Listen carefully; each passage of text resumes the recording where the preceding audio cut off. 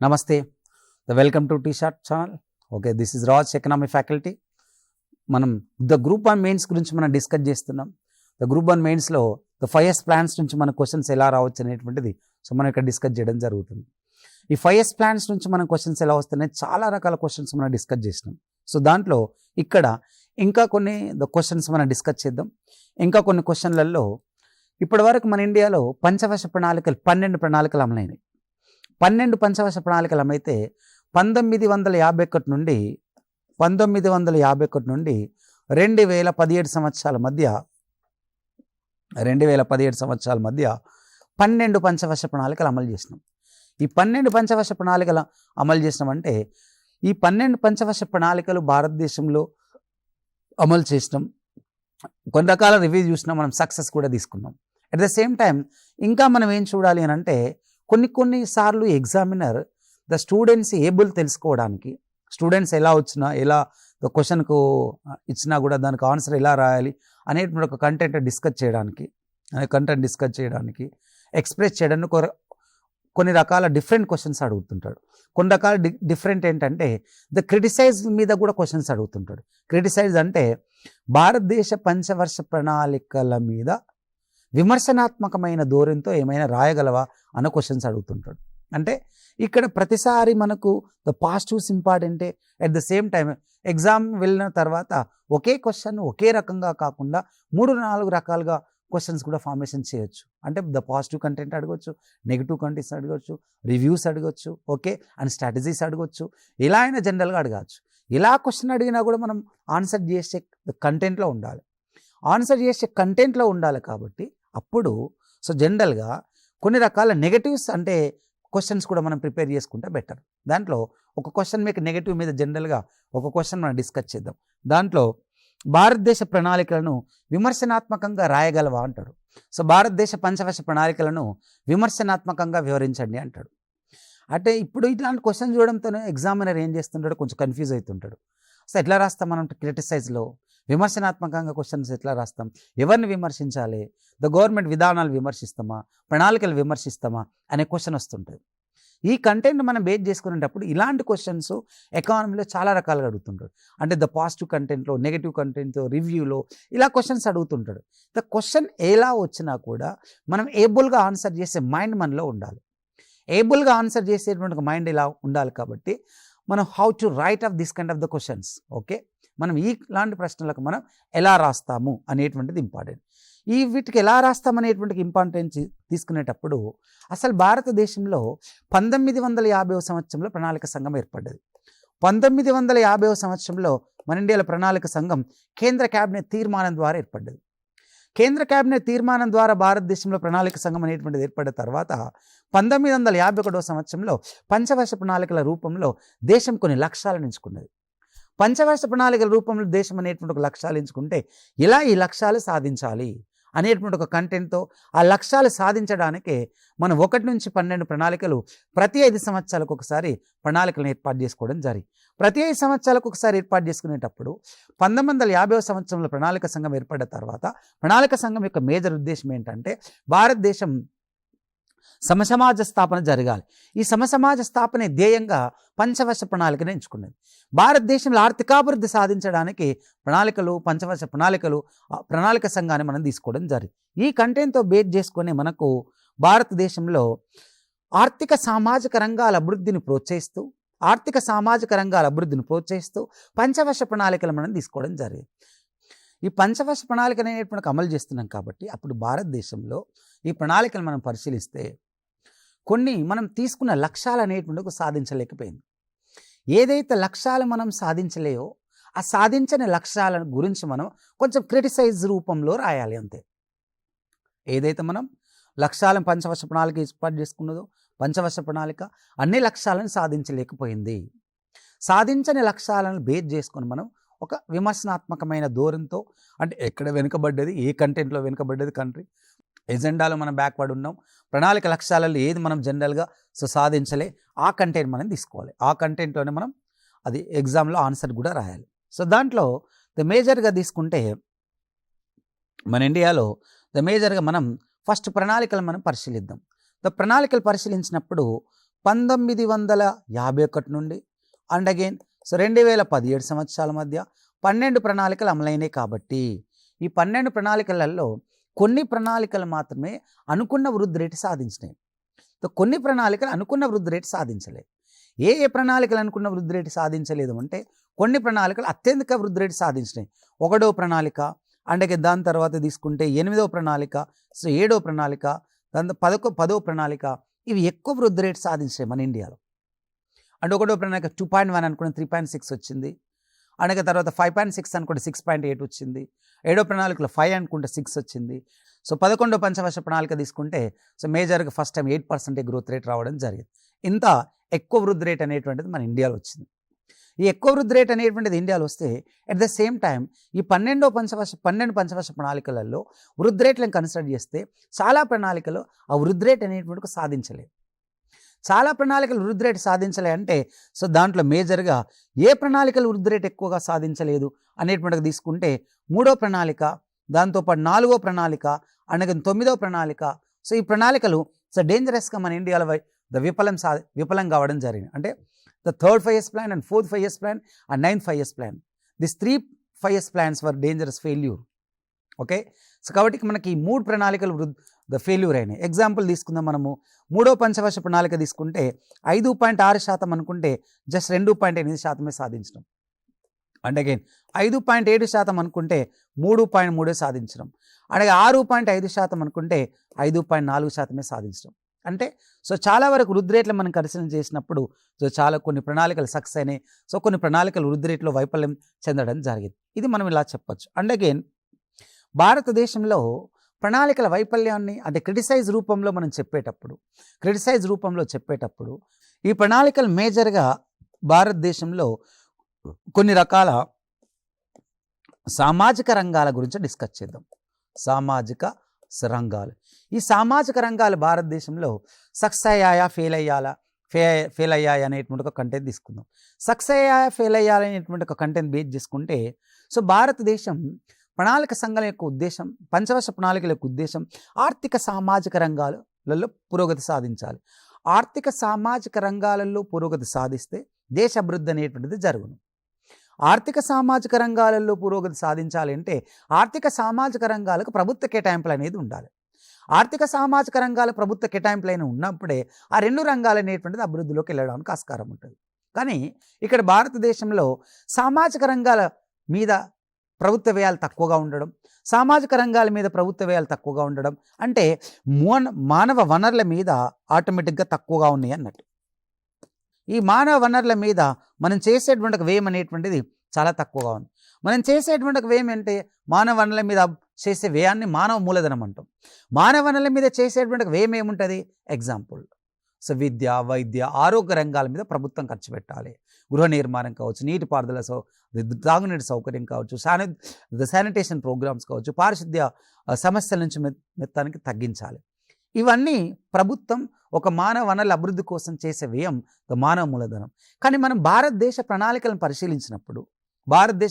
పరిశీలిస్తే ఈ ప్రణాళిక కాలంలో చాలా వరకు మనం చేసేటువంటి మానవ వనరుల మీద చేసే వ్యయం తక్కువగా ఉంది. మానవ వనరుల మీద చేసేటువంటి వ్యయం తక్కువగా ఉండడం వలన ఈ రోజు కూడా ప్రపంచవ్యాప్తంగా హ్యూమన్ డెవలప్మెంట్ ఇండెక్స్ తీసుకుంటే హెచ్డిఐని మనం తీసుకుంటే హ్యూమన్ డెవలప్మెంట్ ఇండెక్స్, ఈ హెచ్డిఐని మనం కన్సిడర్ చేస్తే హెచ్డిఐలో ఇప్పటి వరకు కూడా వెనుకబడి ఉన్నాం. చూడండి, భారతదేశంలో 12వ పంచవర్ష ప్రణాళిక పూర్తి అయినాటికి 2017 సంవత్సరం. అప్పుడు భారతదేశంలో హ్యూమన్ డెవలప్మెంట్ ఇండెక్స్లో 129వ స్థానం ఉన్నాం. అంతేందుకు ఈరోజు మనం ఎగ్జాంపుల్ తీసుకున్నాం. 2020వ సంవత్సరంలో యుఎన్డిపి వాళ్ళు రిలీజ్ చేసిన హెచ్డిఐలో భారతదేశం 131 ర్యాంక్ ఉన్నది, 131వ స్థానం. అంటే మన ఇండియాలో ప్రణాళికల కాలంలో కావచ్చు, ప్రణాళికల తర్వాత కావచ్చు, ప్రణాళిక కాలంలో ప్రధానంగా మానవ వనరుల అభివృద్ధి కోసం కావచ్చు, సామాజిక రంగాల మీద మనం చేసే వ్యయం అనేటువంటిది తగ్గిపోయింది. అది విద్యా వైద్య రంగాలు కావచ్చు, లేకపోతే మానవ వనరుల అభివృద్ధి కోసం చేసేటువంటి ఒక పెట్టుబడులు వాస్తవాన్ని తగ్గిపోయినాయి. కాబట్టి ఇక్కడ మనం ఆర్థిక అంశాలను కంపేర్ చేసినప్పుడు సామాజిక అంశాలలో ప్రణాళికల కాలంలో చేసేటువంటి ఒక వ్యయాలు తగ్గినాయి అని మనం వాస్తవంగా చెప్పాలి, ఒప్పుకోవాలి కూడా. ఓకే, దాని తర్వాత and again so next one, ఇంకా క్రిటిసైజ్ ఎలా రాస్తాం మనం ఈ క్వశ్చన్కు? ఇక్కడ తీసుకునేటప్పుడు భారతదేశం ఒక సమైక్య రాజ్యం. ఈ సమైక్య రాజ్యం అనేటువంటి వ్యవస్థలోనే దేశ పరిపాలన, దేశ వ్యవస్థ అనేటువంటి నడుస్తుంది. ఈ సమైక్య రాజ్యం అంటే రాష్ట్రాల అభివృద్ధితో దేశ అభివృద్ధి జరగాలి. దేశానికి రాష్ట్రాల మధ్య ఒక కోఆర్డినేషన్ అనేది ఉండాలి. దేశానికి రాష్ట్రాల మధ్య కోఆర్డినేషన్ ఉన్నప్పుడే అప్పుడు ఇండియా ఒక ఫెడరేషన్, ఒక యూనిటీగా వెళ్ళడానికి ఆస్కారం ఉంటుంది. అందుకని ఇక్కడ భారతదేశంలో ఈ సమైక్య రాజ్యంలో రాష్ట్రాల భాగస్వామ్యంతో దేశ అభివృద్ధి అనేటువంటిది జరగాలి.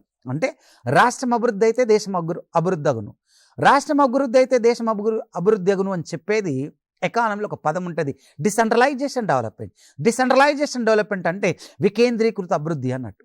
వికేంద్రీకృత అభివృద్ధి అంటే ప్రతి రాష్ట్ర భాగస్వామ్యంతో దేశ అభివృద్ధి జరగాలి.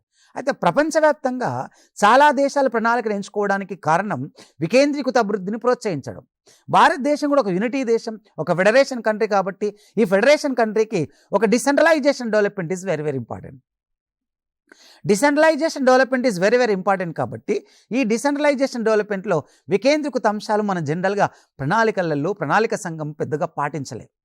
అంటే మనం భారతదేశ ప్రణాళికలలో ముఖ్య ఉద్దేశం వికేంద్రీకృత అభివృద్ధి సాధించాలి. కానీ ప్రణాళికలు ఏం చేయడం జరిగినాయి, కేంద్రీకృత విధానాలను ఫాలో కావడం జరిగింది. అంటే దేశం అభివృద్ధి అయితే రాష్ట్రాల అభివృద్ధి అగును అనేటువంటి ఒక కంటెంట్లోకి వెళ్ళడం జరిగింది.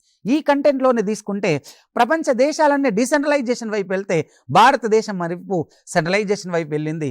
అందుకే చాలా రాష్ట్రాల ప్రణాళిక సంఘాన్ని, పంచవర్ష ప్రణాళికలను అపోజ్ చేయడం జరిగింది. ఇది ఒక క్రిటిక్స్ అనేటువంటిది ప్లానింగ్ కమిషన్ మీద ఉంది, ఆ 5 years ప్లాన్స్ మీద కూడా ఉండడం జరిగింది. రైట్. అలాగే దాని తర్వాత నెక్స్ట్ ప్రణాళిక సంఘం. యాక్చువల్లీ ప్రణాళిక సంఘం అనేటువంటిది భారతదేశంలో ఒక సలహా సంస్థ మాత్రమే. The planning commission is only adviser body to the government. Okay, the కేంద్ర ప్రభుత్వానికి ఒక సలహా సంస్థగా మాత్రమే పనిచేసేది ప్రణాళిక సంఘం. అయితే ఈ సలహా సంస్థగా ఉన్నప్పటికీ ప్లానింగ్ కమిషన్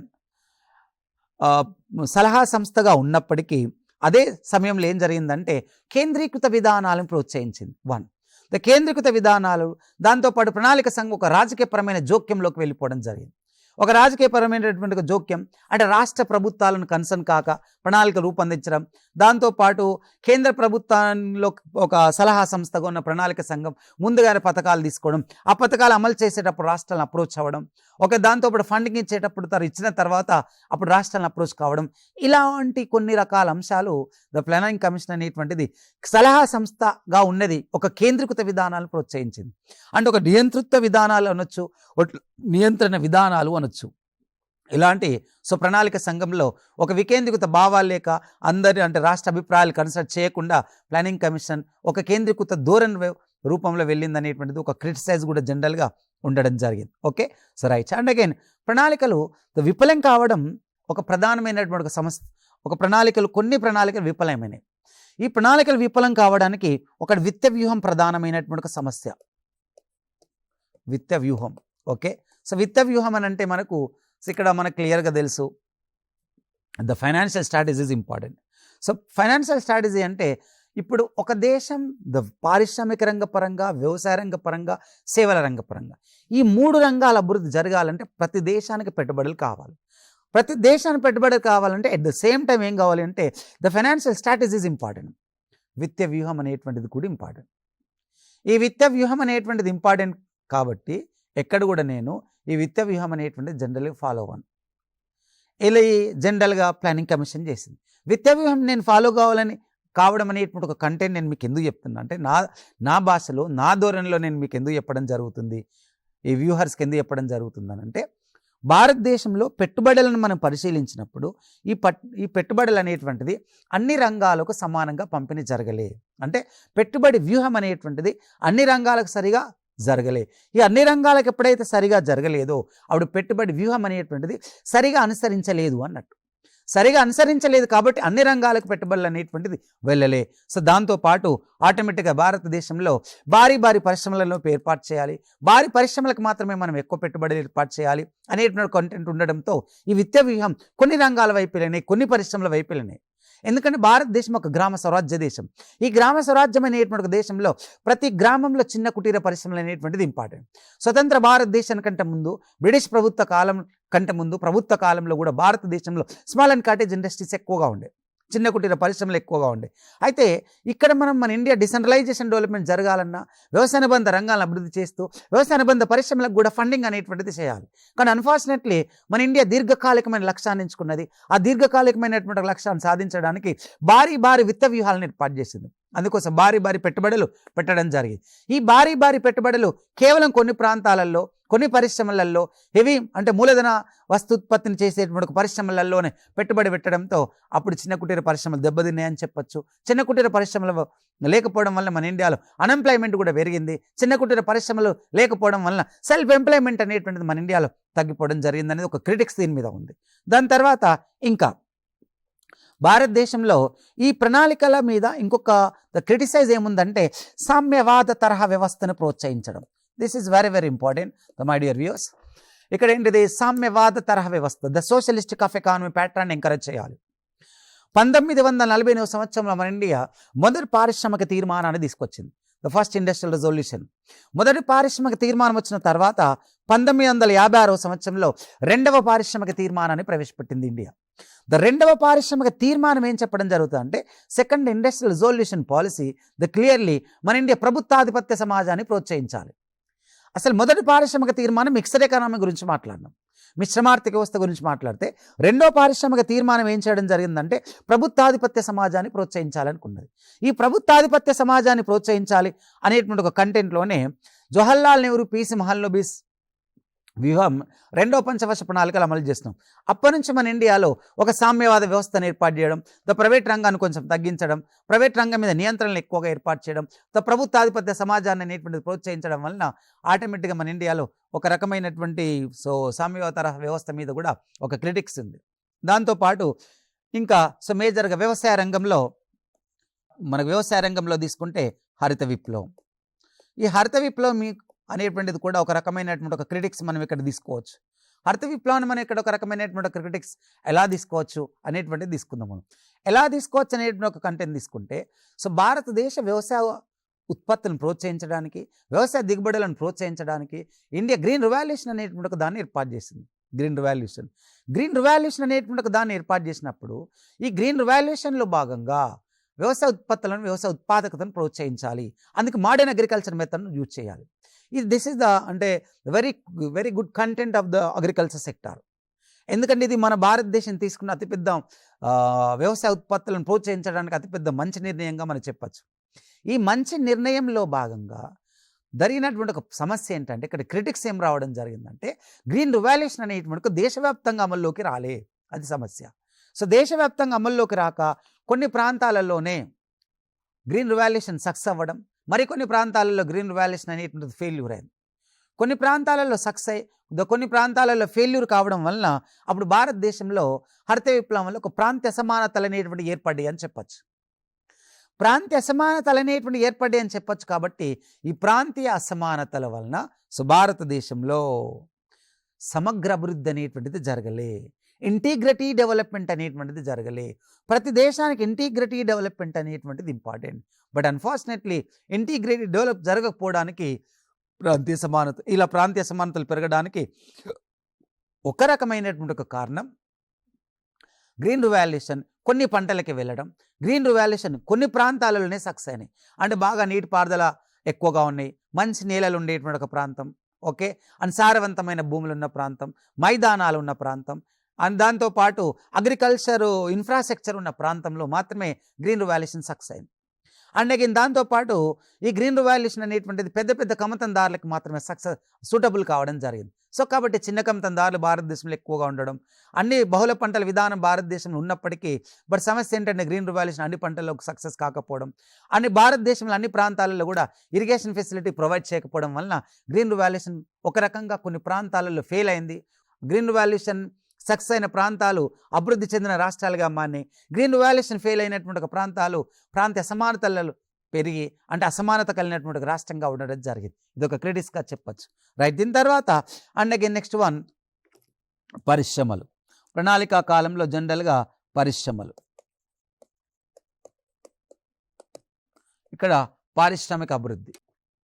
మన ఇండియాలో భారతదేశంలో పరిశ్రమలు మనం పరిశీలించినప్పుడు పరిశ్రమలను పరిశీలించినప్పుడు రెండవ పంచవర్ష ప్రణాళిక సంతులిత అభివృద్ధి అనేటువంటి ఒక వ్యూహంతో భారతదేశ పారిశ్రామిక రంగాన్ని ప్రోత్సహించడానికి కేంద్ర ప్రభుత్వం జవహర్లాల్ నెహ్రూ పిసి మహాలనోబిస్ స్ట్రాటజీతో భారీ పరిశ్రమలకు ప్రాధాన్యత అనేది ఇవ్వడం జరిగింది. ఈ భారీ పరిశ్రమలకు ఎప్పుడైతే ప్రాధాన్యత ఇచ్చిందో 1950 నుంచి 1970 సంవత్సరాల మధ్య మన ఇండియాలో పరిశ్రమల పురోగతి పెరిగింది. ఈ పరిశ్రమల పురోగతి పెరిగేటప్పుడు అట్ ద సేమ్ టైం జరిగింది ఏంటంటే దేశంలో పరిశ్రమలు సామ్యవాద తరహా వ్యవస్థలో వెళ్ళాలనుకుంది. సామ్యవాద తరహా వ్యవస్థలో వెళ్ళాలనుకుంటే దేశంలో ఉన్న పరిశ్రమలన్నీ, దేశంలో ఉన్న పారిశ్రామిక వృద్ధి అంతా ప్రభుత్వాధిపత్య సమాజంలో ఉండి ప్రైవేట్ రంగం అనేటువంటిది ఒక లైసెన్సింగ్ సిస్టమ్ అనేటువంటిది ఇండియాలో పెరిగిపోయింది. అందుకని మన ఇండియాలో పారిశ్రామిక రంగం ప్రభుత్వాధిపత్యంలోకి వెళ్ళి ప్రైవేట్ రంగం వాస్తవానికి ఒక తొక్కేశారు. ప్రైవేట్ రంగం అనేటువంటిది వెనకబడ్డది అనేటువంటి ఒక కంటెంట్ ఒక నెగటివ్ ఉంది.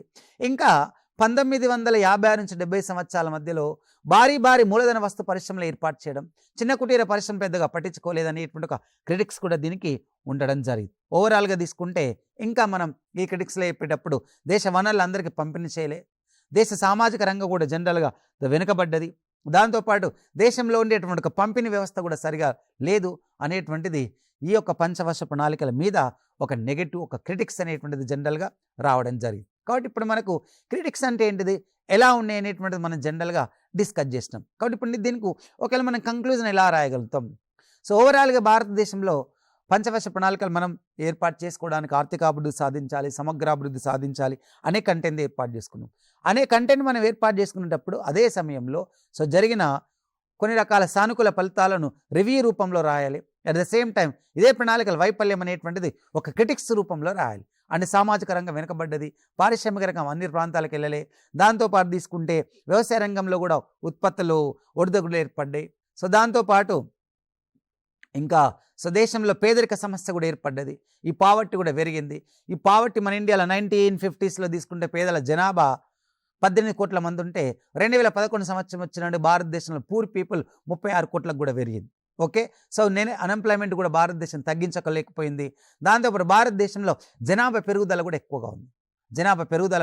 ఎక్కువగా ఉండడం జరిగింది. ఇన్ని రకాల అంశాలు ఒక నెగటివ్ క్రిటిక్స్గా మనం తీసుకోవచ్చు. Okay, right. దీని తర్వాత ఇంకా మనకు ఒకవేళ ఇంకా ఇదే క్వశ్చన్లు అడిగేటప్పుడు ఒక క్వశ్చన్కు మరొక క్వశ్చన్ రిలేటెడ్గా అడగచ్చు. ఏది ఇంతకుముందుకు మనం ఇక్కడ ఒక క్వశ్చన్ గురించి డిస్కస్ చేసినాం, ఎలాంటి క్వశ్చన్ గురించి మనం డిస్కస్ చేసినాం అనేటువంటి ఒక కంటెంట్ తీసుకుంటే భారతదేశ ప్రణాళికలను విమర్శనాత్మకంగా రాయండి అన్నాం.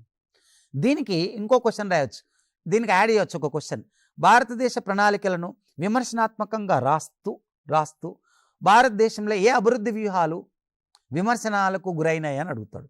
ఏ అభివృద్ధి వ్యూహం?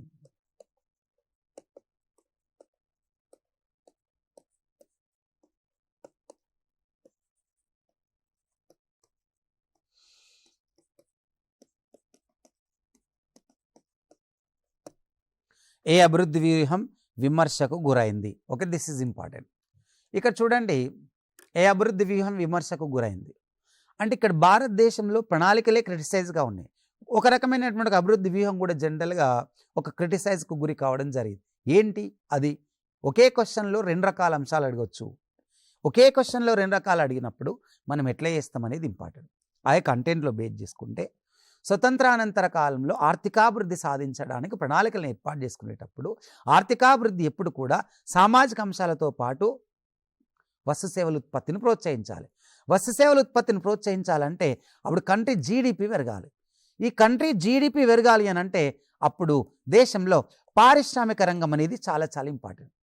పారిశ్రామిక రంగం అనేటువంటిది ఇంపార్టెంట్. ఈ పారిశ్రామిక రంగాన్ని ప్రోత్సహించడానికి భారతదేశం ఒక భారీ మూలధన పరిశ్రమని తీసుకోవాలనుకుంది. ఆ భారీ మూలధన పరిశ్రమల వ్యూహమే పిసి మహాలనోబిస్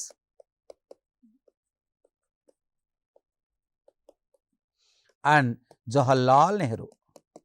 పిసి మహాలనోబిస్, జవహర్లాల్ నెహ్రూ. ఈ పిసి మహాలనోబిస్, జవహర్లాల్ నెహ్రూ మూలధన సాంద్రిత పద్ధతులను ఎంచుకున్నారు. మూలధన సాంద్రిత పద్ధతులు అంటే the capital intensity methods. Capital intensity methods అంటే కేవలం యంత్ర పరికరాలను ఉపయోగిస్తూ శ్రమసాంద్రతను తక్కువగా యూజ్ చేస్తూ, శ్రమను తక్కువగా ఉపయోగిస్తూ, అంటే మానవులను తక్కువగా యూజ్ చేస్తూ మెషినరీ టెక్నాలజీతో భారీ పరిశ్రమలను స్థాపించాలనే కంటెంటే శ్రమసాంద్రిత పద్ధతులు. ఎప్పుడైతే మన ఇండియాలో క్యాపిటల్ ఇంటెన్సిటీ మెథడ్స్ ఎప్పుడైతే ఎక్కువగా యూజ్ చేశారో అప్పుడు భారతదేశంలో లేబర్ ఫోర్స్ ఎక్కువ ఉంది, అంటే శ్రామిక జనాభా ఎక్కువ ఉంది. శ్రామిక జనాభాను వాడకుండా మెషనరీ టెక్నాలజీతో భారీ భారీ వస్తువులను తయారు చేయాలనే కంటెంట్ ఉండడం వలన అప్పుడు భారతదేశంలో నిరుద్యోగిత సమస్యలు కూడా రావడం జరిగింది. ఎందుకంటే మన భారతదేశంలో ఎక్కువ శ్రమ ఉంది. శ్రమను ఉపయోగించి వస్తుత్పత్తి చేయడం వలన నిరుద్యోగం తగ్గొచ్చు, శ్రమను ఉపయోగించి వస్తుత్పత్తి చేయడం వలన ఉపాధి పెరగచ్చు, దాంతోపాటు ప్రజల వ్యయాలు పెరగచ్చు, ప్రజల వ్యయాలు పెరిగినప్పుడు పేదరికం అనేది తగ్గొచ్చు. కానీ ఇక్కడ జవహర్లాల్ నెహ్రూ పీసీ మాల్నోబిస్ ఏంది అనుకున్నారంటే దేశ ఆర్థిక అభివృద్ధి జరగాలన్నా, దేశ వృద్ధి రేటు పెరగాలన్నా భారీ పెట్టుబడులు అవసరం. ఈ భారీ పెట్టుబడులలో మూలధన వస్తుత్పత్తి చేయాలి అంటే శ్రమసాంధిత కాకుండా మూలధన సాంధిత పద్ధతులను వాడాలనుకున్నాడు. ఈ మూలధన సాంధిత పద్ధతులను వాడాలనేటువంటి ఒక కంటెంట్తో ఇది ఐడియా బాగానే ఉంది. కానీ భారతదేశంలో శ్రమ ఎక్కువగా ఉంది, జనాభా ఎక్కువగా ఉంది, మిగులు శ్రామిక శక్తి ఎక్కువగా ఉంది. కానీ అన్ఫార్చునేట్లీ వీళ్ళు అనుకున్న వ్యూహం అనేటువంటిది ఒక రకంగా వృద్ధి రేటు పెరుగుతుంది అనుకుంటారు, కానీ వృద్ధి రేటు వాస్తవానికి జరగలే. కాబట్టి దీర్ఘకాలికంగా ఆర్థిక అభివృద్ధి జరగాలంటే పారిశ్రామికీకరణ అవసరం, పారిశ్రామిక రంగం అవసరం అనేటువంటి అనే కంటెంట్లో బొగ్గు అంటే ఇనుముక్కు పరిశ్రమలు, బొగ్గు ఆధారిత పరిశ్రమలు, సిమెంట్ ఆధారిత పరిశ్రమలు, స్టీల్ ఆధారిత పరిశ్రమలు, ఈ భారీ పరిశ్రమలు ఏర్పాటు జరిగినప్పుడు దేశంలో సంతులిత వృద్ధి జరుగుతుంది, ప్రాంతీయ అసమానతలు తగ్గును అనే కంటెంట్తో జవహర్లాల్ నెహ్రూ పీసీ మాల్నోబిస్ అనేటువంటి ఒక మోడల్ తీసుకున్నాం. కానీ వాస్తవానికి ఏంటంటే కొన్ని పరిశ్రమలు కొన్ని ప్రాంతాలలో ఏర్పాటు చేయడం, కొన్ని ప్రాంతాల్లో మూలధన ప్రవాహాలు రావడంతో ఆ ప్రాంతం మాత్రమే అభివృద్ధి అయింది, మిగిలిన ప్రాంతం అభివృద్ధి కాలే. అనగా భారతదేశం లాంటి దేశంలో భారీ అండ్ మూలధన పరిశ్రమలు అవసరమే. అదే సమయంలో వినియోగ వస్తు తయారు చేసేటువంటి ఒక పరిశ్రమలు కూడా ఇంపార్టెంట్. అంటే చిన్న కుటీర పరిశ్రమలు అనేటువంటిది ఇంపార్టెంట్. శ్రమసాంధిత పద్ధతులు వాడినప్పుడు దేశ అభివృద్ధి జరుగును అనేటువంటి ఒక కంటెంట్తో వాస్తవానికి వెళ్ళాలనుకున్నారు. కానీ మొత్తానికైతే ఒక వ్యూహం భారతదేశంలో బెడిసికొట్టిందని చెప్పచ్చు. కాబట్టి భారతదేశ ప్రణాళిక విమర్శనాత్మకంగా రాస్తూ అనగా దేశంలో ఏ పారిశ్రామిక విధానం అంటే ఏ వ్యూహం అనేటువంటిది మన ఇండియాలో కొంచెం నెగిటివ్లో ఉంది, ఒక క్రిటిసైడ్లో ఉంది అని అడిగినప్పుడు ఈ రెండింటిని మనం లింకప్ చేసి జనరల్గా చూడాలి, ఆ రెండింటిని లింకప్ చేసి రాయాలి. ఓకే గైస్, ఇది నేను మీకు ద క్రిటిసైజ్ అంటే ఏంటిది, ఆ రివ్యూ అంటే ఏంటిది, ఒక్కొక్క దాన్ని మనం ఉన్న క్వశ్చన్ మనం ఎట్లా ఆన్సర్ చేయాలనేటువంటిది తీసుకున్నాం. Okay, so thank you and నమస్తే.